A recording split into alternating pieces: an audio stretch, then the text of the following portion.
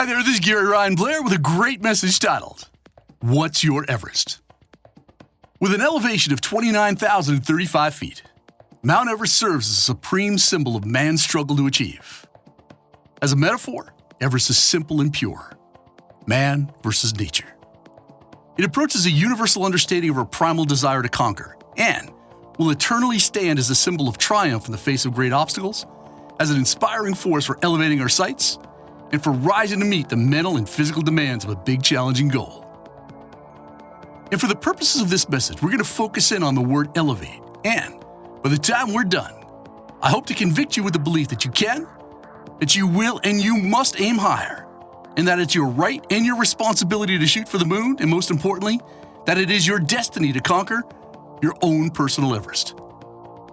So let's begin with a brilliant quote by Henry David Thoreau, who said, "I know of no more encouraging fact than the unquestionable ability of man to elevate his life by conscious endeavor." So what exactly does it mean to elevate your life? Elevate is a transitive verb which means to exalt, to lift up and to improve morally, intellectually, physically, relationally, financially, culturally, you name it.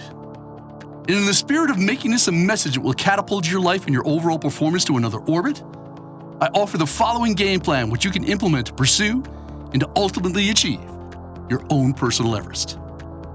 Point number 1 is to elevate your vision. So you must come to the understanding you'll never be greater than the vision that guides you. And in the same way that no astronaut ever walked on the moon without going first there in their mind, not one climber made it to the summit of Everest without an inspiring mental picture. Sir Edmund Hillary and Sherpa Tenzing Norgay reached the 29,035-foot summit of Everest on May 29, 1953, thus becoming the first people to stand atop the mountain. See, a compelling vision of their performance inevitably guided and inspired all the years of hard work. And the same exact principle applies to you, to your past, to your current, and all your future achievements. Your vision is not just a picture of what you could be, do, or even have. It's an appeal to elevate yourself. It's a call to become something more, something better, and much greater. It's a challenge to go to a place mentally where you've never been before. And due to its elevated position in the sky, if you were standing on the very summit of Mount Everest, your vision on the horizon would surpass an astonishing 208 miles. Now that's the kind of vision that you want to experience. The second part of this game plan is to elevate your expectations. So here's another rule without an exception. You get out of life what you expect out of life. You see what you expect to see. You feel what you expect to feel. You act how you expect to act, and you achieve what you expect to achieve. Elevating the expectations you have of yourself and those around you profoundly influences everything in your life. And I'm talking your health, your wealth, your happiness, your career, your relationships, and all of your abilities. You must demand and expect greatness from yourself. You must expect to win in advance. You must expect that great things will happen in your life. And then you've got to work hard and pay the necessary price in order to make them happen. The youngest person to climb Everest was 13-year-old Jordan Romero from the United States, who reached the summit on May 22, 2010. And the oldest was an 80-year-old gentleman from Japan, who reached it on May 23, 2013.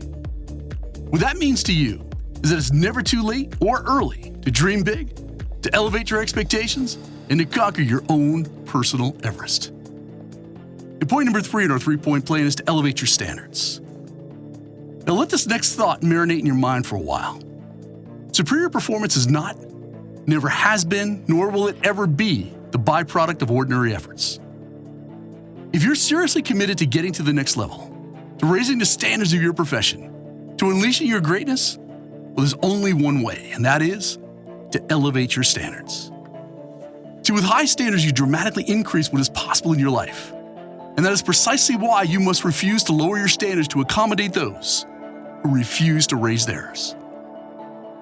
Those who have reached the summit of Everest display a zero tolerance for mediocrity, for self-doubt, and any behavior that could potentially undermine victory. They know that what they put up with, that they end up with. And as a result, they've elevated standards for themselves and for those around them. And that's why you must never apologize or feel guilty for having high standards. As I assure you, that the people you want to have in your life will rise to meet them. Now, as we wrap this one up, I want you to consider the implications of this question. How long are you going to wait before you elevate your vision? Before you expect and demand more from yourself? Before you raise your standards for yourself and for those around you? See, there's no better time than right now to dream big and to elevate your life. And there's no better program to learn how to conquer your own personal Everest than the 100-Day Challenge. And you can learn everything you need to know about this high-performance, rapid execution program by going to 100daychallenge.com. And just remember this, it's your life, and you best do something amazing with it.